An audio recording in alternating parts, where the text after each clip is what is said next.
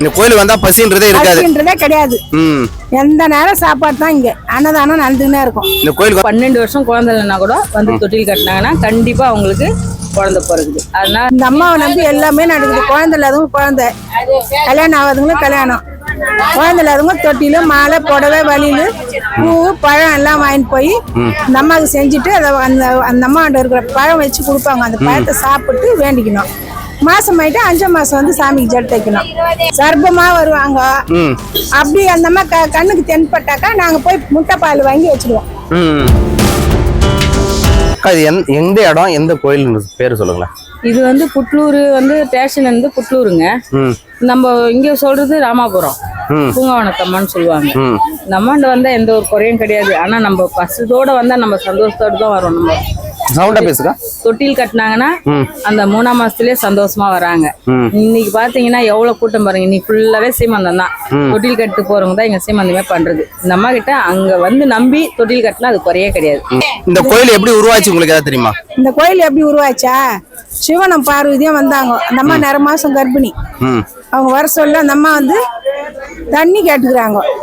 தண்ணி போய் சிவன் போய் இந்த அம்மா நீங்க இங்கேயே உட்காருன்னு அப்ப தண்ணி எடுத்துன்னு வரேன்னு சொல்றப்போ அவர் என்ன பண்ண, அங்க வந்து ஒரு அப்படியே வெள்ளம் வந்துடுது. ஆத்துல தண்ணி அதான் வெள்ளம் வந்துடுறப்ப அவர் வந்து அண்ணாண்டியே நின்னுறாரு. அண்ணாண்ட கரையில நின்னுறாரு. இந்த அம்மா என்னாண்டு அப்படியே உட்காடுறாங்களா, அப்படியே சிலையாயிடுறாங்க. அப்போ வந்து வரக்கூடிய வச்சுட்டு படுத்துக்கிறாங்க. வரக்கூடிய வச்சுட்டு அந்த அம்மா அப்படியே படுத்து சிலையாயிடுறாங்க. அப்போ வந்து அதான் ஒரு கயனி மாதிரி தான் இது, பயிர் வைக்கிற கயனிங்க.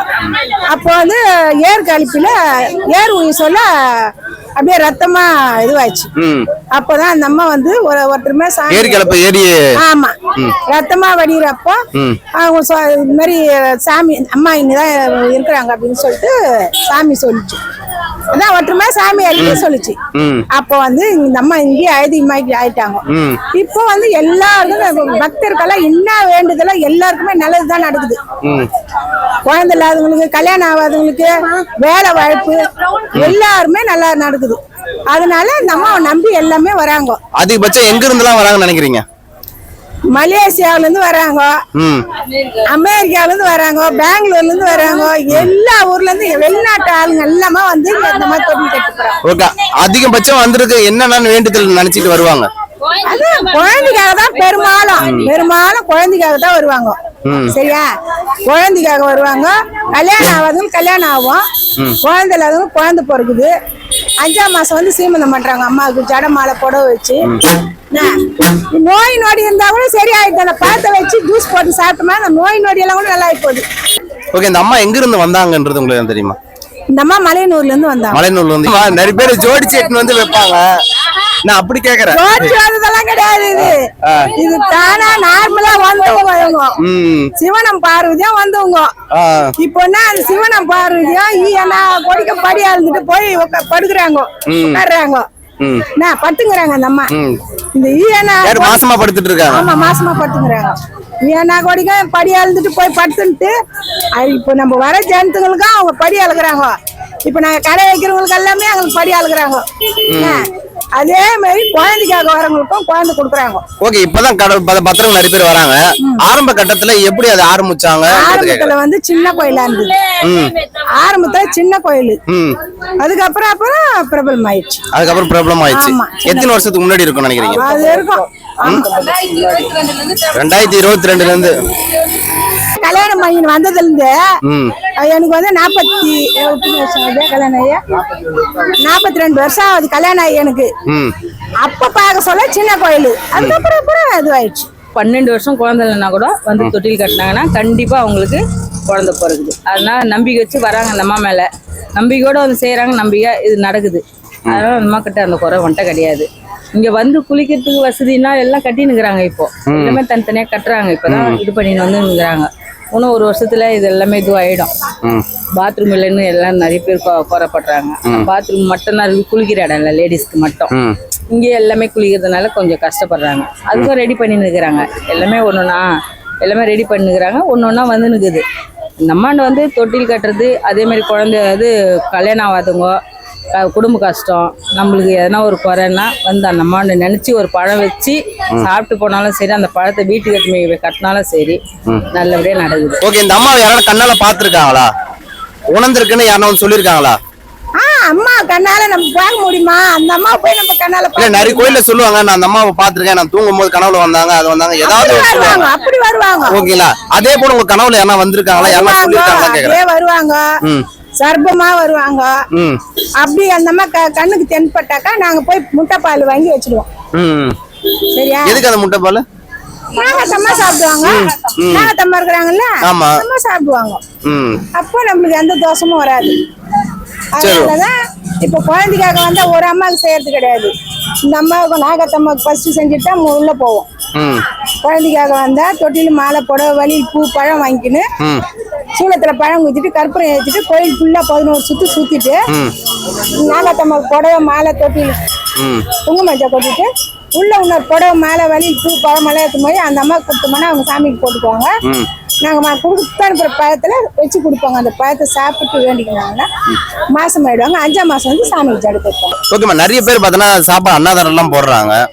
சோ அதெல்லாம் உங்களுக்கு பார்க்கும்போது எப்படி இருக்கு சார்? அன்னதானம்னா இந்த கோயிலுக்கு வந்து பசியா யாருமே போனதே கிடையாது. 5 சாப்பாடு தர்றாங்கல்ல சாமிக்கு, அந்த சாப்பாடு அது பாட்டு வரவங்க போறவங்க எல்லாமே சாப்பிட்டு மிச்சம் கூட கொட்டு போறாங்க. இந்த இடத்துல வந்து பசின்றதே கிடையாது. இந்த கோயிலுக்கு வந்தா பசின்றதே கிடையாது. எந்த நேரம் சாப்பாடு தான் இங்க அன்னதானம் நடந்துன்னே இருக்கும். இந்த கோயிலுக்கு வந்தா கை வீசின்னு வரலாம், சாப்பாடு ஏத்துன்னு வரன்ற அவசியமே கிடையாது. இங்க 150 பேருக்கு அம்மா இது அன்னதானம் கொடுக்குறாங்க, அங்கேயே சாப்பிடுவாங்க. அந்த சாப்பாடு 5 சாப்பாடு தர்றாங்களா அவங்களும் போடுவாங்க, சாப்பிடுவாங்க. இங்க பசின்றதே கிடையாது. என்னை பொறுத்தவரை எவ்வளவு கஷ்டங்கள் வச்சுன்னுக்குறோம் நாங்க.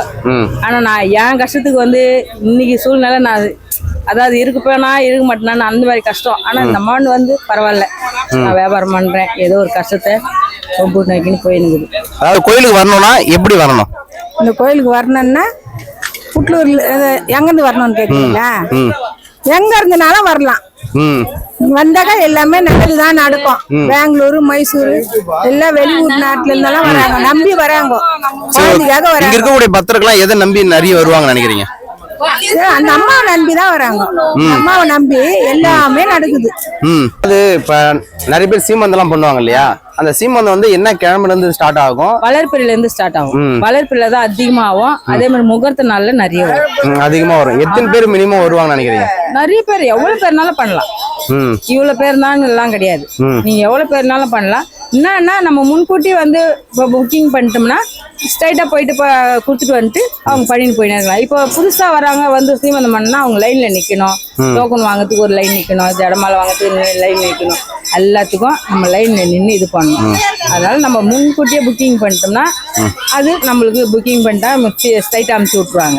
இந்த அம்மாவை நம்பி எல்லாமே நடக்குது. குழந்தை இல்லாதவங்க குழந்தை, கல்யாணம் ஆகாதவங்களும் கல்யாணம், குழந்தை இல்லாதவங்க தொட்டில மாலை புடவை வலியில பூ பழம் எல்லாம் வாங்கிட்டு போய் இந்த அம்மாவுக்கு செஞ்சுட்டு அதை அந்த அம்மாண்ட இருக்கிற பழம் வச்சு கொடுப்பாங்க. அந்த பழத்தை சாப்பிட்டு வேண்டிக்கணும். மாசம் ஆயிட்டு 5ஆம் மாசம் வந்து சாமிக்கு ஜடு தைக்கணும். அதுக்கு ஒன்று நம்பர் ஒன்று என் நம்பர் தரேன், நோட் பண்ணிக்கோங்க. நம்பரே வந்து 887770902291. இது ஃபோன் பண்ணாங்கன்னா கூட நாங்கள் புக்கிங் பண்ணி கொடுப்போம். அவங்களுக்கு ஈஸியா போயிட்டு ஈஸியா இது பண்ணிட்டு வரலாம். சரி, ஓகே. அப்ப என்ன கிழமை நல்ல நாள்னு நினைக்கிறீங்க நீங்க? முக்கியமா அதிகபட்சம் பார்த்தா செவ்வாய்க்கிழமை, வெள்ளிக்கிழமை, ஞாயிற்றுக்கிழமை. இது 3 நாள் வந்து செவ்வாய்க்கிழமை, வெள்ளிக்கிழமை, ஞாயிற்றுக்கிழமை. இது 3 நாள் அந்த மாதிரி உகந்த நாள். இதுல ஃபுல் டே கோயில் இருக்கும். இப்போ புதன்கிழமை, வியாழக்கிழமை, சனிக்கிழமை, திங்கக்கிழமை இதெல்லாம் வந்து காலைல 7 மணிக்கு திறந்தாங்கன்னா 1 மணிக்கு மூடிடுவாங்க. 1 மணிக்கு மூடி 3 மணிக்கு திறப்பாங்க கோயில். நைட்டு 8 மணிக்கு மூடுவாங்க. என்னன்னா சாதா டைம்ல வந்து 1 மணி 2 ஹவர் வந்து மூடுவாங்க கோயில். வாரக்கணக்குல மூட மாட்டாங்க. செவ்வாய்க்கிழமை, ஞாயிற்றுக்கிழமை, வெள்ளிக்கிழமை மூட மாட்டாங்க. ஃபுல் டே கோயில். அதனால பண்ணின்னு போயிடலாம். சாதா டைம்ல வரவங்க கொஞ்சம் சீக்கிரம் வரணும். சரி, ஓகேம்மா. இந்த அம்மா வந்து யாருன்னா கனவுல பாத்துருக்காங்க அப்படின்னு உங்ககிட்ட யாருன்னா சொல்லியிருக்காங்களா? கனவுல இல்ல நிஜத்துல எங்க பார்த்த மாதிரி யாருன்னா ஒரு சொல்லியிருக்காங்களா? கனவுலன்றது இல்ல. இப்போ இது இந்த அம்மா பேசினுக்குறாங்க, இப்போ வந்துட்டாங்க அந்த அம்மா. இன்னும் கொஞ்ச நேரத்துல அந்த அம்மா பேச விட்டுருந்தாங்கன்னா வந்து கத்திட்டு இருக்கோம். வரும் சாமி, யார் மேலனாலும் வரும். வராங்க, வராதெல்லாம் போல நம்மள கஷ்டம்.